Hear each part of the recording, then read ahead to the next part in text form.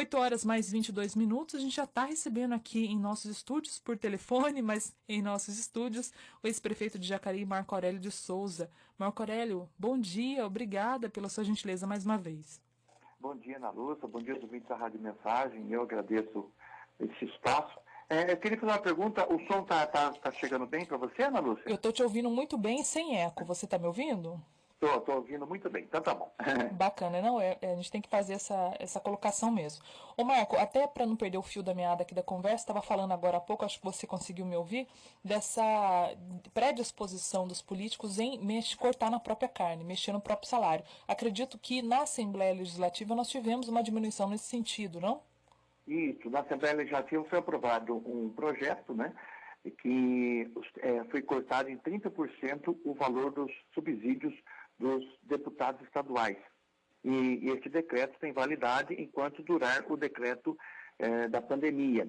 Portanto, assim que esse problema tiver resolvido ou bem melhor encaminhado, ou seja, assim que houver um novo decreto estadual, colocando fim a essa situação de emergência, volta o subsídio normal. Aqui em Jacareí, o vereador Luiz Flávio tentou fazer essa proposta, também nessa ordem de 30%, mas ele não obteve êxito, porque foi alegado de que a atual Câmara não pode fazer mudança no salário em vigor, no subsídio em vigor, somente para a próxima legislatura. Mas é curioso porque a Assembleia fez, né? E o que é lei para o Estado de São Paulo é lei também para a cidade. Mas em Jacareí, o vereador Luiz Flávio não obteve esse êxito. O vereador Luiz Flávio foi um dos únicos que eu vi até agora levantando essa bandeira aí, né? Não vi muita gente falando, não. Agora, você falou, né, que no caso do pessoal de São Paulo, essa redução, Marcos, seria apenas para esse período emergencial. A gente lembra, o nosso ouvinte, que o grande baque, né, o grande tombo que nós vamos tomar vai ser pós-pandemia, né, do ponto de vista de arrecadação. Então, talvez seria o caso de estudar um posicionamento, uma situação diferente até mesmo para a remuneração desses parlamentares em todas as esferas de poder, não? Na verdade, você coloca um ponto fundamental que é, já olhando para frente, o pós-pandemia. Né? Se bem que esse cenário não está tão próximo assim. Mas a redução do poder econômico das pessoas, de todas as pessoas, evidentemente cairão. Aliás, já estão caindo. Né? Então, se você não tiver uma readequação da economia, você aumenta as desigualdades sociais. Porque qual que é a discussão que está sendo feita agora no Congresso? Alguns deputados federais estão levantando essa bandeira. A bandeira que o senador, o então senador Suplicy levantou, que é a renda básica cidadã, renda básica cidadania. Porque se você implanta no Brasil a renda básica cidadania, você consegue diminuir essa desigualdade social. Porque vamos supor, por exemplo, que a renda básica cidadania seja R$ 500, por exemplo, tá? E se você tem, então, o Suplicy, quando ele tem essa renda básica de cidadania, esse valor é para todos, não tem discriminação. Então vamos pensar que alguém que ganha R$ 4.000 e alguém que ganha R$ 1.000.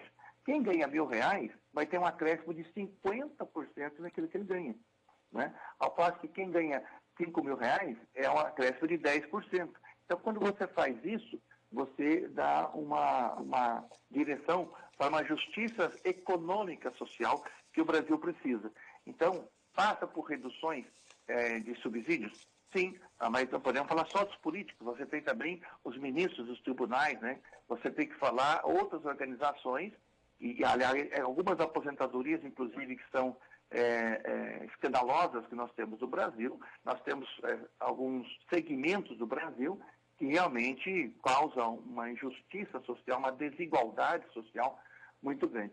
Eu espero que, apesar de todo luto, toda dor que o coronavírus está causando no Brasil, quem sabe dessa dor nasce uma proposta para que o Brasil tenha um futuro um pouquinho mais justo. Esse raciocínio que você colocou foi justamente o raciocínio do ex-presidente Lula, quando ele fez uma declaração, até depois pediu desculpas em relação à frase que ele utilizou, para comparar aí a questão do coronavírus, né? Ele disse que o coronavírus serviu de alguma forma para mostrar a importância do Estado, né? Que numa situação de colapso, numa situação de caos, o Estado que segura as pontas.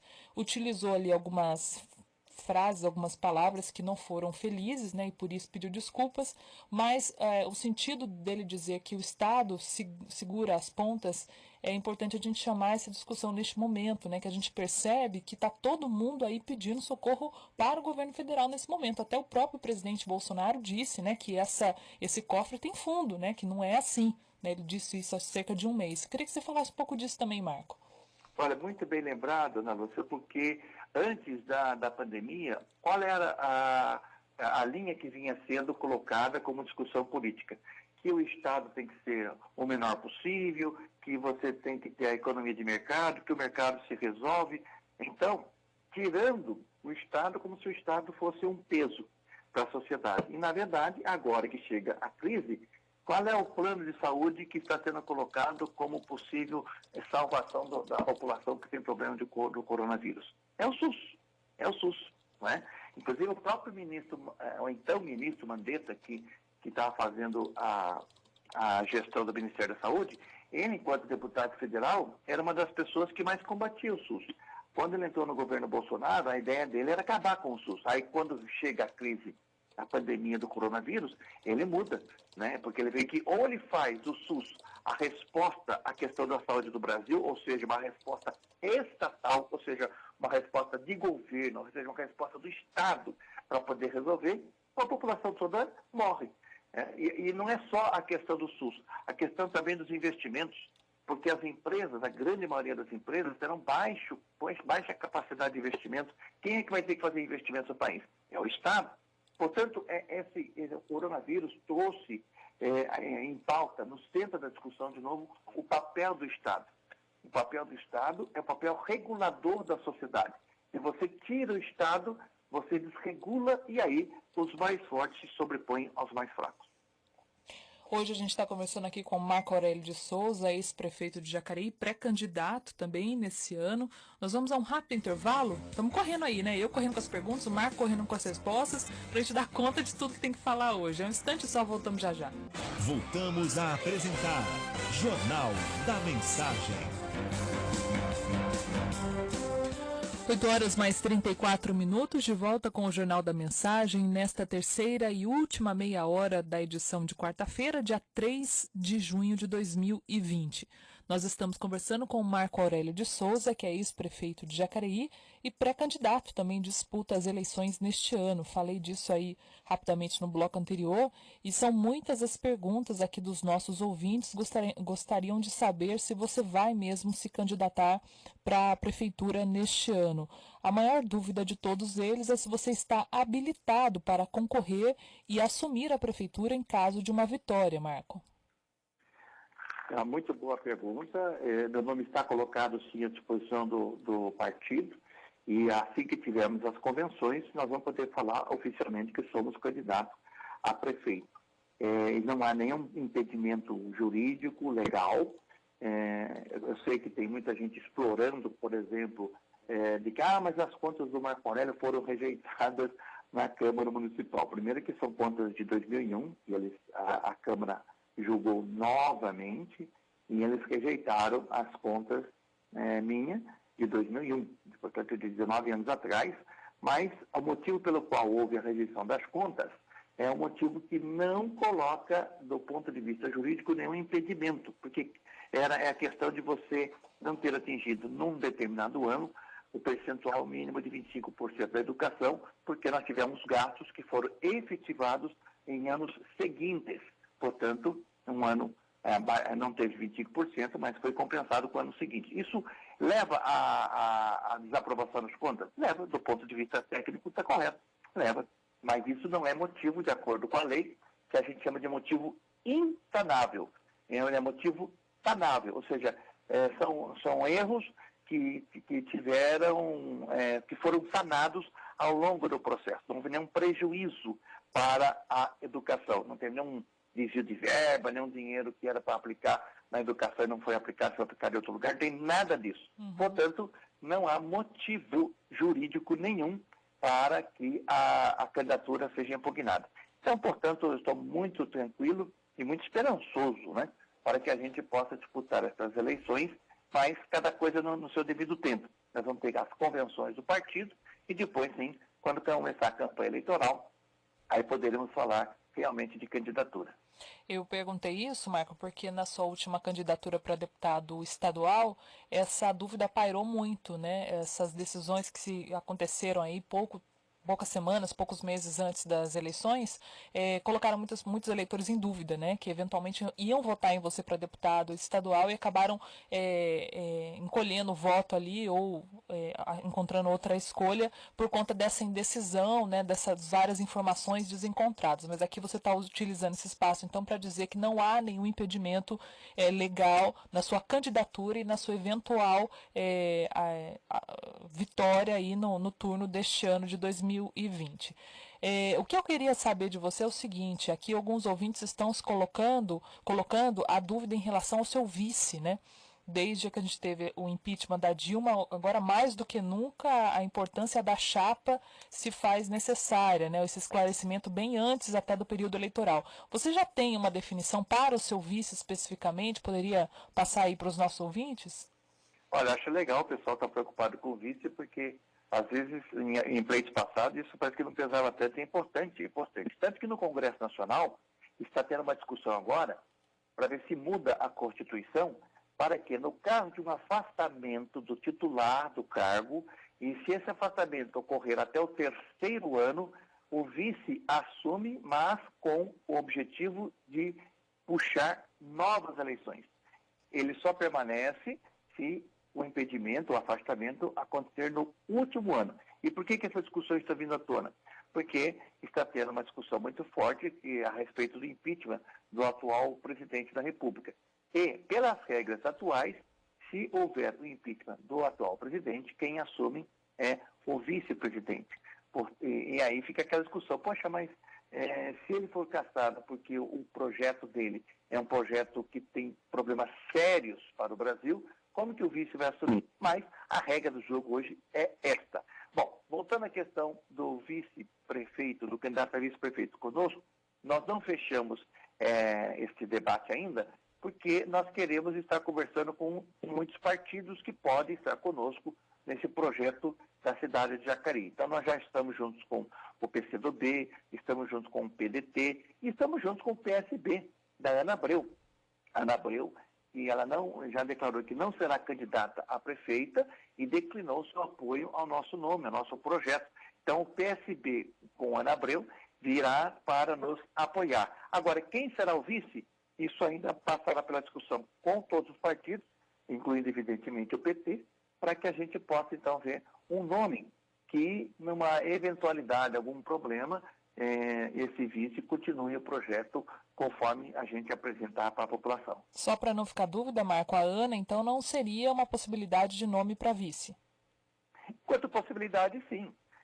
Não há, pelo contrário, seria uma alegria. Mas ela tem se colocado de que não teria essa disposição agora, porque, na verdade, ela inicialmente teria um pleito para a candidatura a prefeito, mas ela tem algumas questões pessoais de ordem profissional, inclusive muito, muito bonita, de chances da vida que acontecem uma vez cada 100 anos, né? Uhum. Então ela teria que fazer uma opção na vida dela e parece que essa é o grande motivo para não sair candidata a prefeita. Uhum. Então, me parece que a decisão dela seria ou sairia candidata a prefeita ou não sairia e apoiaria um projeto.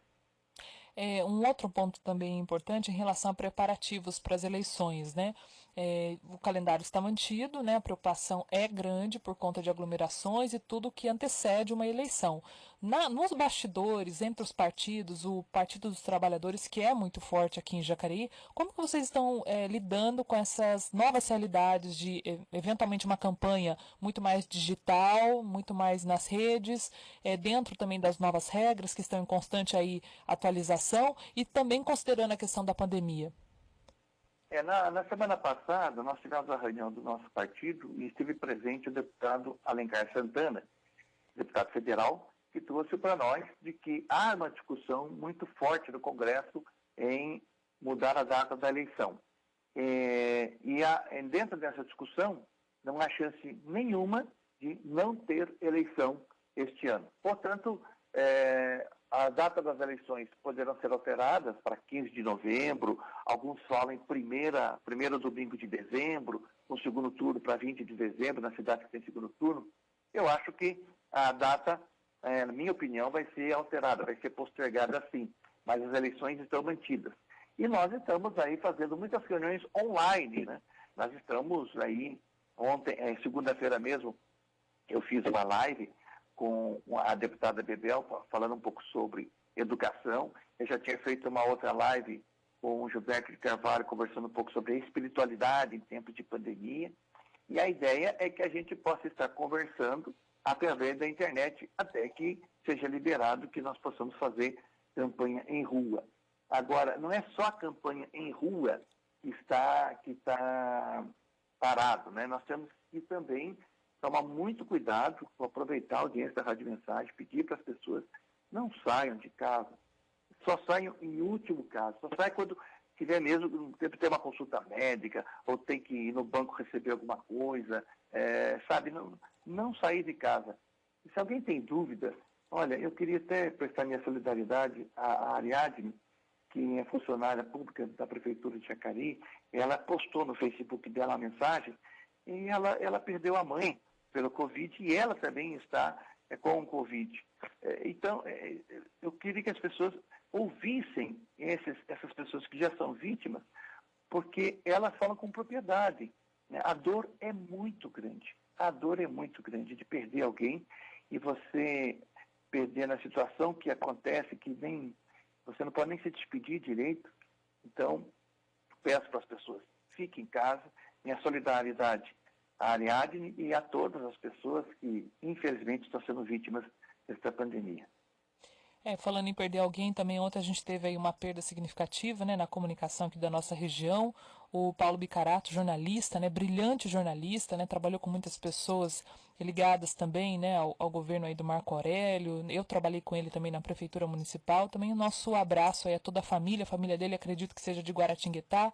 Mas muitos profissionais de comunicação, né, ontem fizeram suas homenagens aí. O Bica, como era mais conhecido, era um cara brilhante, gente finíssima, né, muito bom de papo, intelectual, uma pessoa que gostava muito, né, da leitura, né, da prática da escrita também, e somava muito, né, com esse mundo, com o jeito simples dele de ser e de encarar a vida também, né, os nossos sentimentos, a todo mundo que conheceu essa peça, né, essa figura aí do Paulo Bicarato, que infelizmente nos deixa de forma muito precoce, com um pouco mais de 50 anos. Meus sentimentos também para você, Marco. Muito obrigado, Ana Luz, agradeço, porque ontem foi um dia muito triste para nós, né? Exatamente. É difícil. Mas difícil. Porque eu até escrevi uma mensagem dizendo assim, olha, às vezes tem gente que fala assim que ninguém é insubstituível, né? E graças a Deus eu ouvi algumas outras palestras e vi totalmente diferente. Essa questão de ninguém é insubstituível não é verdadeira. Porque as pessoas, cada um tem seu talento, cada um tem seu dom, né? Então, esses dons, acontecem numa pessoa que não vão se reproduzir em outras, porque cada um tem o seu. E o Bicarato, entre tantos dons, para mim, a questão dele poder ouvir uma pessoa e ter a arte de colocar em texto aquilo que a pessoa expressou, é um grande dom. Só para ter uma ideia, uma vez eu na prefeitura, eu falei para ele sobre um texto bíblico e depois ele falou assim, Marco, eu escrevi isso aqui, o que você acha? Você que entende mais, pode olhar. Olhei na Bica, eu não consigo escrever isso que você escreveu, é do jeito que está, né? Quer dizer, é um dom, assim, fantástico. Além de ser uma pessoa ímpar, né? Então, é um dia muito triste, porque hoje nós vamos fazer o sepultamento dele, né?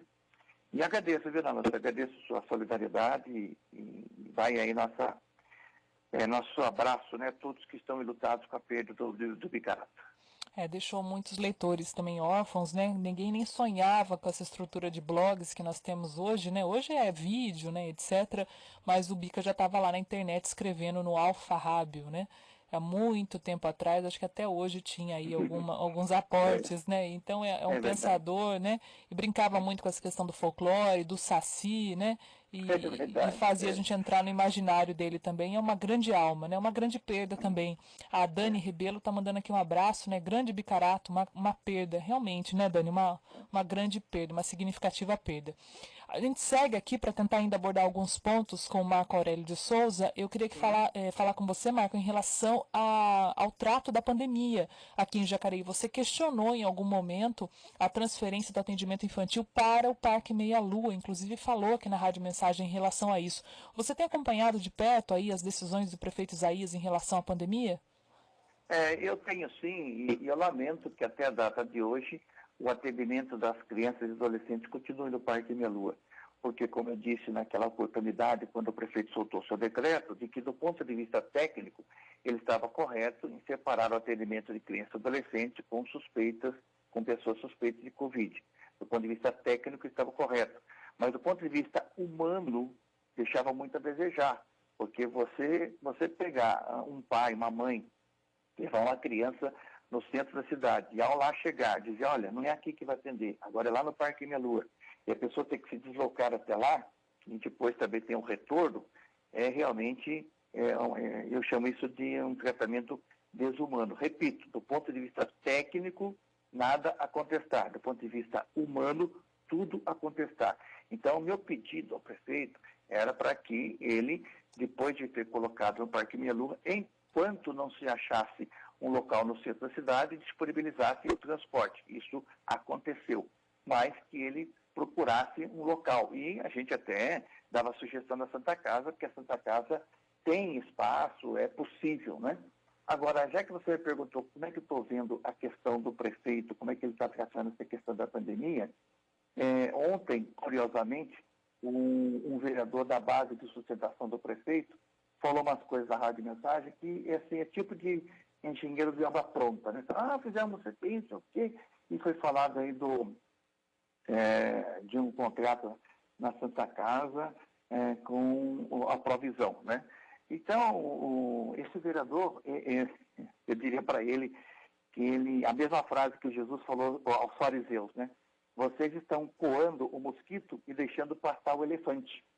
Porque essa irregularidade que ele aponta, a gente já tinha apontado, tanto é que na nossa gestão, na gestão do Hamilton, foi parado o pagamento dessa entidade, para essa entidade, porque nós identificamos o problema de superfaturamento na ordem de R$ 1.400.000.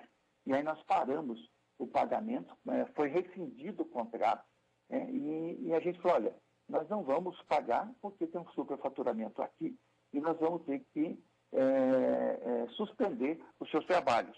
Agora, por que eu falo que ele está coando o mosquito e deixando o elefante passar? Porque isso é uma coisa que já foi vista, por isso que eu chamo de mosquito, mas ele não está vendo, por exemplo, que a prefeitura da qual ele faz parte, a pré-base, a prefeitura atual de Jacareí, está pagando mais de R$ 50.000 por mês para uma entidade que deve para a prefeitura R$ 700.000.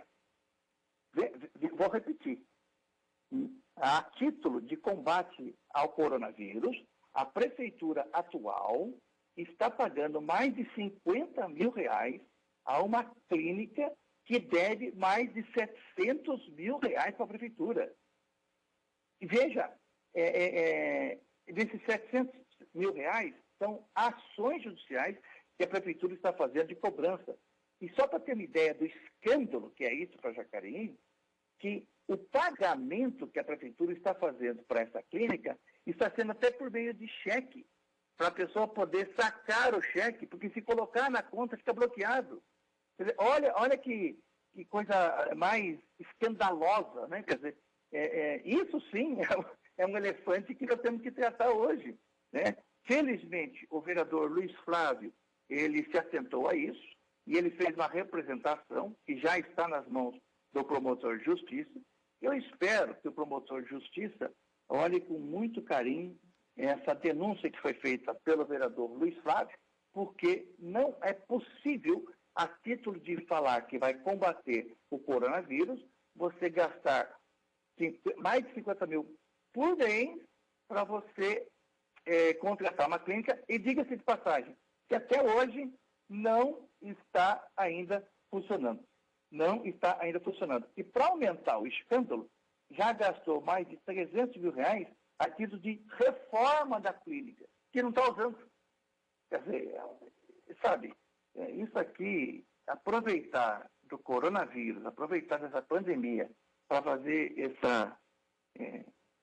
esse desvio, esse dinheiro, e empurrá-lo como está indo, né, para uma entidade que não poderia, em hipótese alguma, receber algum recurso da Prefeitura de Jacareí, porque ela está inapta, é um absurdo, é de fato um grande escândalo, um grande escândalo.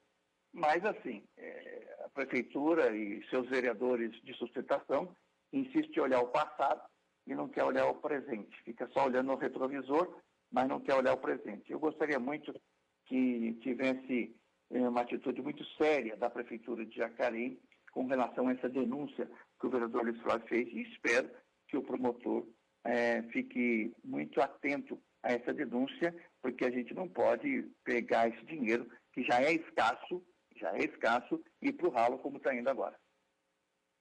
Nós estamos conversando com o Marco Aurélio de Souza, né? Hoje o nosso entrevistado dessa quarta-feira. Gostaria de agradecer a sua presença, Marco. O nosso tempo, infelizmente, é curto, né? E quem sabe em outra oportunidade, né? Talvez aqui no estúdio a gente tenha mais tempo de abordar outras questões também. Muito obrigada. Sucesso para você em 2020, viu? Ana Lúcia, muito obrigado. E quero agradecer muito o espaço e aproveitar, né, que o nosso público da Rádio Mensagem é um público que tem bastante preocupação com a questão religiosa, e dizer o seguinte: vamos ter muita paciência. Sabemos que hoje nós não podemos estar aí numa missa, com celebrações, mas fazer de cada casa uma igreja, fazer de cada casa a sua igreja doméstica. Talvez isso também seja um ponto que possa ser positivo, até após o coronavírus, a pandemia, que a gente continue fazendo das nossas casas as igrejas domésticas. E quando estivermos juntos na igreja templo, seja a celebração dessas igrejas domésticas que existem. Um bom dia, um forte abraço para todos e até a próxima, se Deus quiser. Bacana, conversamos aí com o Marco Aurélio de Souza, ex-prefeito de Jacareí. Deixa eu mandar um abraço rapidamente aqui para a Vera Lúcia, que mandou um abraço para o Marco, também participou mandando um abraço a Janete Palácio, Xavier, o Romeu Marques, Manuel do Pagador Andrade, também a Eliana Bertoni, mandando aqui um abraço também para o Marco. Mandar um abraço também para nosso ouvinte, a Dani Rebelo, que está sempre aqui, o Mauro do Jardim do Vale. E também, deixa eu ver aqui o nome, a Odete Buena. A Odete diz o seguinte: Marco, você está no partido errado. É a opinião aqui da nossa Odete, da nossa ouvinte. Peço desculpas, né, para os nossos ouvintes, o tempo está corrido, né, mas em breve a gente vai ter a presença dele novamente, de outras pessoas também aqui, para você participar e mandar sempre a sua opinião.